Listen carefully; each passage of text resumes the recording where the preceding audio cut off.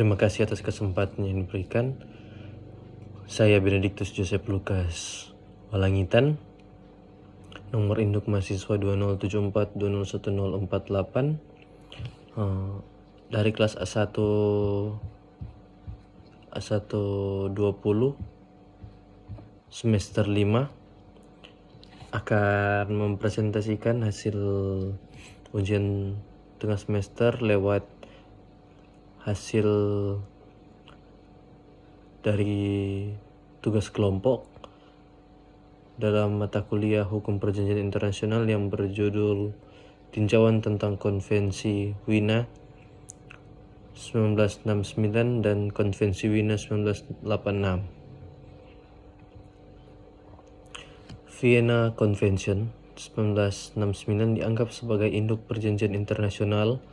karena konvensi inilah yang pertama kali memuat ketentuan-ketentuan atau Code of Conduct yang mengikat mengenai perjanjian internasional. Melalui konvensi ini, semua ketentuan mengenai perjanjian internasional diatur, mulai dari ratifikasi, reservasi, hingga pengunduran diri negara dari suatu perjanjian internasional, seperti yang dilakukan AS mengundurkan diri dari Vienna Convention pada tahun 2002 yang lalu. Dengan adanya konvensi ini, perjanjian internasional antar negara tidak lagi diatur oleh kebiasaan internasional, namun oleh suatu perjanjian yang mengikat,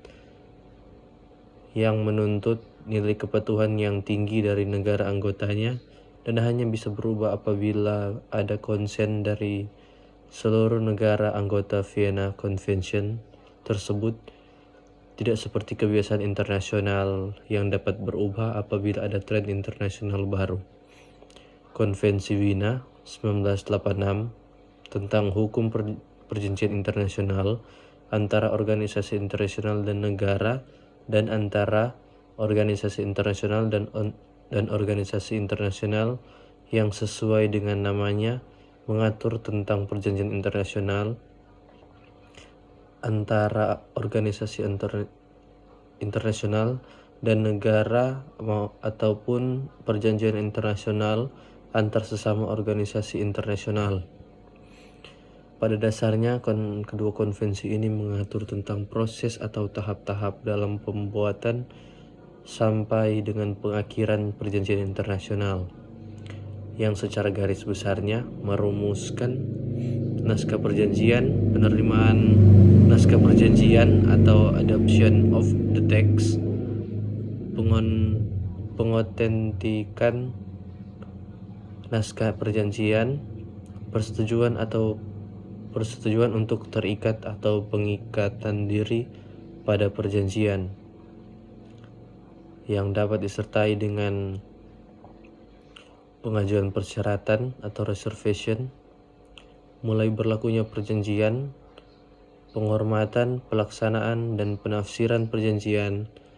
dengan segala permasalahan yang timbul, seperti perlunya perjanjian yang itu diubah, tentang suatu perjanjian internasional yang memberikan hak ataupun membebani kewajiban kepada pihak ketiga,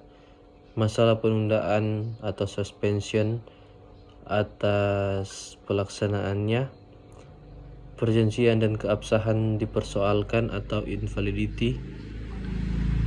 pengakhiran berlakunya suatu perjanjian atau termination of operation of the treaty. Semuanya itu dengan segala konsekuensi hukumnya, kewajiban dan penyimpanannya, dan pendaftarannya pada sekretariat PBB dan lain-lain. Sekian pemaparan singkat materi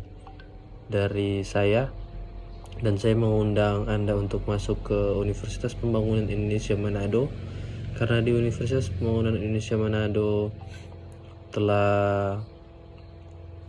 fakultas-fakultasnya telah terakreditasi dan